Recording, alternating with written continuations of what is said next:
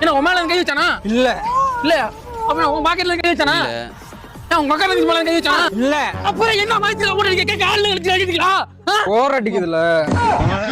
அடிச்சதுக்கு அப்புறம் தான் நிம்மதியா இருக்கு. ஏண்டா மன வலிக்கு மருந்து அடிச்சு பாத்துருக்கேன்டா. இதனடா மனுஷனை போட்டு அடிக்கிறியா?